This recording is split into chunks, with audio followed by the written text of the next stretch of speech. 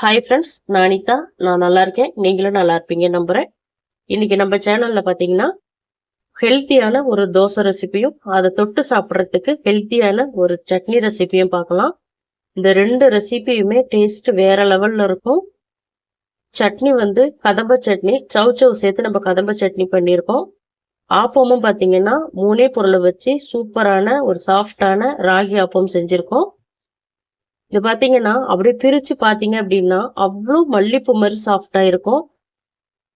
Taste வந்து அப்படி இருக்கும். கண்டிப்பா உங்க வீட்டுல ட்ரை பண்ணி பாருங்க. ராகி பிடிக்காதவங்க கூட இது போல செஞ்சு கொடுக்கும் போது கேட்டு வாங்கி சாப்பிடுவாங்க. இது குழந்தைங்கல இருந்து பெரியவங்க வரைக்குமே எல்லாருமே ரொம்ப விரும்பி சாப்பிடுவாங்க இது போல தோசை செஞ்சு கொடுக்கும்போது. இப்ப வாங்க இந்த ரெசிபி எப்படி செய்யறதுன்னு பார்க்கலாம். நம்ம சேனல்ல ஃபர்ஸ்ட் டைம் பாக்குறீங்க அப்படின்னா மறக்காம சப்ஸ்கிரைப் பண்ணிக்கோங்க. ஃபர்ஸ்ட் ஒரு மிக்சிங் பவுல்ல ஒரு பவுல் நிறைய ரவை எடுத்திருக்கேன். அதே பவுல்ல ஒரு பவுல் ராகி மாவு எடுத்திருக்கேன்.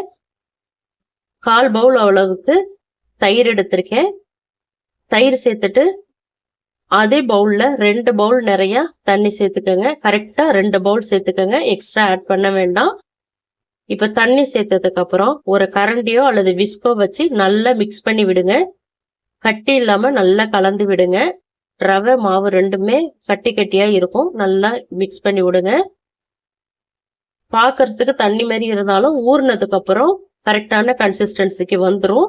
இப்ப நல்லா கட்டி இல்லாம கலந்து விட்டதுக்கு அப்புறம் இதை ஒரு மூடி போட்டு ஒரு 15ல இருந்து 20 நிமிஷத்துக்கு அப்படியே ஊற வச்சிருங்க. நல்லா இது ஊறட்டும்.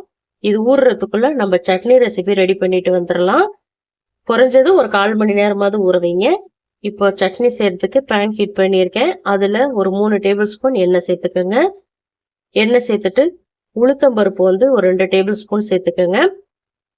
கடலை பருப்பு 2 டேபிள் ஸ்பூன் சேர்த்துக்கோங்க. ரெண்டையும் லோ ஃப்ளேம்ல வச்சுட்டு நல்லா செவக்க வறுத்துக்கோங்க.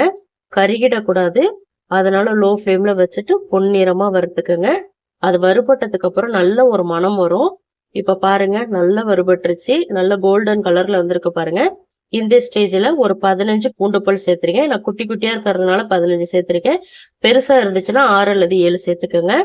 பூண்டு சேர்த்துட்டு ஒரு 1/2 டீஸ்பூன் சீரகம் சேர்த்துட்டு இதையும் ஒரு 10-20 செகண்டுக்கு வதக்கி விடுங்க. பூண்டு வதங்கினதுக்கு அப்புறம் ஒரே ஒரு பெரிய வெங்காயம் சேர்த்திருக்கேன். பிரியாணிக்கெல்லாம் சேர்ப்போம் பாருங்க, அந்த சைஸ்ல பெரிய வெங்காயம் கட் பண்ணி சேர்த்திருக்கேன். 2 தக்காளி பழம் கட் பண்ணியிருக்கேன் மீடியம் சைஸ்ல. காரத்துக்கு தகுந்த மாதிரி காஞ்ச மிளகாய், பச்சை மிளகாய், ஒரு சின்ன பீஸ் இஞ்சி கட் பண்ணி சேர்த்திருக்கேன். ஒரே ஒரு பெரிய சைஸ் சவ் கட் பண்ணி அதையும் சேர்த்திருக்கேன். சவ் வந்து சும்மா ரஃபா கட் பண்ணிக்கோங்க.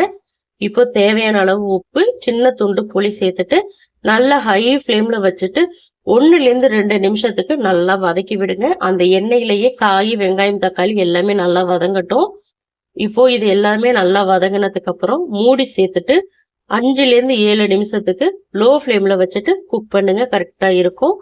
இப்போ நான் 7 நிமிஷத்துக்கு குக் பண்ணியிருக்கேன். ஓபன் பண்ணி பார்த்தோம் அப்படின்னா சவுச்சவுலாம் நல்லா பர்ஃபெக்டா குக் ஆகி வந்திருக்கும். தக்காளி வெங்காயமும் நல்லாவே வதங்கி இருக்கும். இந்த ஸ்டேஜ்ல மறுபடியும் இதை ஒரு தடவை நல்லா கலந்து விட்டுக்கோங்க. நல்லா கலந்து விட்டுட்டு ஒரு கைப்பிடி நிறைய நான் வேர்க்கடலை சேர்த்துக்கிறேன். வறுத்த வேர்க்கடலை. ஒரு கைப்பிடி நிறைய தேங்காய் கட் பண்ணி அதையும் சேர்த்துக்கிறேன். ஒரு கைப்பிடி நிறைய புதினா இலை சேர்த்துக்கிறேன். 1/2 கைப்பிடி கொத்தமல்லி இலை சேர்த்துக்கிறேன். சேர்த்துட்டு இது எல்லாத்தையுமே மறுபடியும் 1 நிமிஷத்துக்கு ஹை ஃப்ளேம்ல வச்சுட்டு நல்லா வதக்கி விடுங்க. புதினா இலையும் மல்லி இலையும் நல்லா வதங்கட்டும். இப்ப பாத்தீங்கன்னா நல்லாவே வதங்கிருச்சு.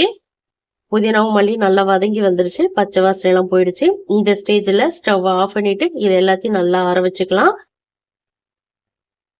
இப்ப இது நல்லா ஆறட்டும். ஆறுனதுக்கு அப்புறம் ஒரு மிக்சி ஜாருக்கு நம்ம மாத்திக்கலாம். கருவேப்பிலை இருந்தா கூட நீங்க கருவேப்பிலை கூட ஒரு கைப்பிடி நிறைய சேர்த்துக்கலாம். இப்ப நான் மிக்சி ஜாருக்கு மாத்தி வச்சிருக்கேன். நம்ம உப்பெல்லாம் சேர்த்துட்டதுனால கொஞ்சமா தண்ணி சேர்த்து இதை நல்லா அரைச்சிட்டு வந்துருங்க. உங்களுக்கு கொரகொரப்பா வேணும்னாலும் அரைச்சிக்கோங்க, நைஸா வேணும்னாலும் அரைச்சிக்கோங்க. இப்ப பாத்தீங்கன்னா சட்னியை நான் அரைச்சிட்டு வந்துட்டேன். நான் வந்து லைட்டா கொரகொரப்பா அரைச்சிருக்கேன். இப்ப அரைச்சிட்டு வந்த சட்னியை நான் பவுலுக்கு மாத்திக்கிறேன். உங்களுக்கு தண்ணியா வேணும்னாலும் நீங்க தண்ணி எக்ஸ்ட்ரா ஆட் பண்ணிக்கோங்க. இல்ல தேவையில்லைன்னா திக்கவே வச்சுக்கோங்க. இப்ப சட்னி தாளிக்கிறதுக்கு பாத்தீங்கன்னா 2 டீஸ்பூன் எண்ணெய், 1/2 டீஸ்பூன் கடுகு, 2-3 காஞ்ச மிளகாய், ஒரு கொத்து கருவேப்பிலை சேர்த்து தாளிச்சு சட்னியோட சேர்த்துட்டீங்க அப்படின்னா சூப்பரான ஹெல்த்தியான சட்னி ரெசிபி ரெடி ஆயிடுச்சு. கண்டிப்பா உங்க வீட்டுல ட்ரை பண்ணி பாருங்க. அவ்வளவு டேஸ்டியா இருக்கும் இந்த சட்னி. இந்த சட்னி வந்து பாத்தீங்கன்னா இட்லி, தோசை, பணியாரம் எல்லாத்துக்குமே நல்லா இருக்கும். பஜ்ஜிக்கு கூட வச்சு சாப்பிடலாம். வாழைக்காய் பஜ்ஜிக்கு அவ்வளவு அருமையா இருக்கும். இப்போ வந்து நம்ம தோசை ரெடி பண்ணிக்கலாம். இங்க ஊற வச்ச ரவை வந்து நல்லாவே ஊறிடுச்சு. கலந்து விட்டு காட்டுறேன் பாருங்க. எந்த அளவுக்கு திக்கா இருக்கு பாருங்க. இப்போ மறுபடியும் நல்லா கலந்து விடுங்க. அந்த தயிர் வந்து கட்டி கட்டி இல்லாம நல்லா மசிச்சு விடுங்க. ஏன்னா நம்ம வந்து அரைக்க போறதில்ல, டைரக்டா அப்படியே ஊத்த போறோம். உங்களுக்கு தேவைன்னா நீங்க அரைச்சுக்கலாம். இல்ல அப்படியே நீங்க தோசை ஊத்தி எடுக்கிறதா இருந்தாலும் எடுத்துக்கலாம். சூப்பரா இருக்கும், நல்லாவும் வரும். இப்ப நல்லா கலந்து விட்டாச்சு. இந்த ஸ்டேஜ்ல நம்ம ஒரு 1/2 டீஸ்பூன் பேக்கிங் சோடா சேர்த்துக்கலாம். உப்பு தேவையான அளவு சேர்த்துக்கலாம். உப்பு சேர்த்துட்டு தண்ணி எல்லாம் எதுவுமே சேர்க்காதீங்க. இந்த பக்குவமே போதும். இப்ப இது நல்லா மறுபடியும் கலந்து விட்டுக்கங்க. உங்களுக்கு தேவைப்பட்டா நீங்க இதுல கேரட் துருவல் சேர்த்து செய்யலாம், நல்லா இருக்கும். அல்லது தேங்காய் துருவல் கூட சேர்த்து செய்யலாம், அதுவும் நல்லா இருக்கும். இப்ப மாவு ரெடி ஆயிடுச்சு. நம்ம ஆப்பம் செஞ்சு எடுத்துடலாம். நல்லா கட்டி இல்லாம மட்டும் பாத்துக்கோங்க. இது கூட நீங்க ஒரு 1/2 கப் அளவுக்கு கோதுமை மாவு சேர்த்தும் செய்யலாம். தோசைக்கல்லுங்க நான் ஹீட் பண்ணி வச்சிருக்கேன். இப்ப இதுல வந்து சின்ன குழிக்கரண்டியில நான் ஒரு 1/4 குழிக்கரண்டி அளவுக்கு மாவு சேர்த்துக்கிறேன். மாவு சேர்த்துட்டு சின்ன ரவுண்டா நான் திரட்டிக்கிறேன். பெருசா திரட்டல, சின்னதா தான் திரட்டிக்கிறேன். இந்த அளவுக்கு நான் திரட்டிக்கிட்டேன் பாருங்க, வீடியோல தெரியுதுல அந்த அளவுக்கு.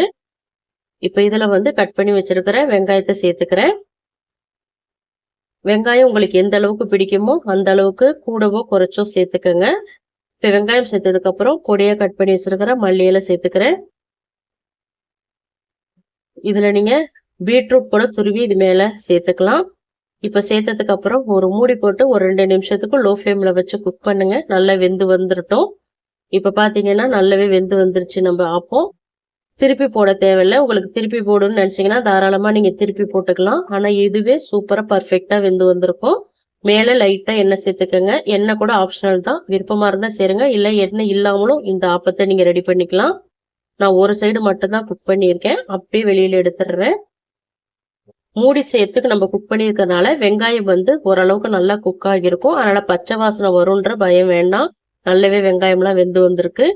இப்ப இதை வந்து பிளேட்டுக்கு நான் மாத்திக்கிறேன். இதே போல மொத்த மாவையும் செஞ்சு எடுத்துக்கலாம். அவ்வளவு அருமையா இருக்கும் இந்த ஆப்பம் வந்து பாத்தீங்க அப்படின்னா. சாப்பிட சாப்பிட டேஸ்ட் அவ்வளவு சூப்பரா இருக்கும். நீங்க வெறும் தோசையவே அப்படியே சாப்பிடலாம், அவ்வளவு மனமா இருக்கும். கண்டிப்பா இந்த ரெசிபியை உங்க வீட்டுல ட்ரை பண்ணி பாருங்க. இதே போல நிறைய ஹெல்தியான இன்ட்ரெஸ்டிங்கான ரெசிபிஸ் நம்ம சேனல்ல டெய்லி நான் அப்லோட் பண்றேன். அதனால மறக்காம நம்ம சேனலை சப்ஸ்கிரைப் பண்ணி வச்சுக்கோங்க.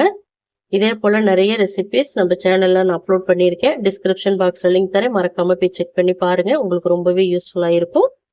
இந்த ஆப்பம் ரெசிபியும் சட்னி ரெசிபியும் கண்டிப்பா நாளைக்கே உங்க வீட்டுல செஞ்சு பாருங்க. செஞ்சு பார்த்துட்டு உங்க ஃபீட்பேக்கை மறக்காம எனக்கு கமெண்ட்ல சொல்லுங்க. இந்த ரெசிபி பிடிச்சிருக்கும் நம்புறேன். பிடிச்சிருந்தா லைக் பண்ணுங்க. உங்க ஃப்ரெண்ட்ஸ் அண்ட் ஃபேமிலி மெம்பர்ஸ் எல்லாருக்குமே நிறைய ஷேர் பண்ணி விடுங்க.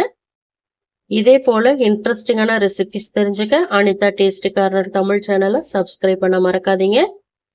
தேங்க்ஸ் ஃபார் வாட்சிங் ஃப்ரெண்ட்ஸ். நாளைக்கு இன்னொரு ரெசிபிஸோட சந்திக்கலாம். பாய்.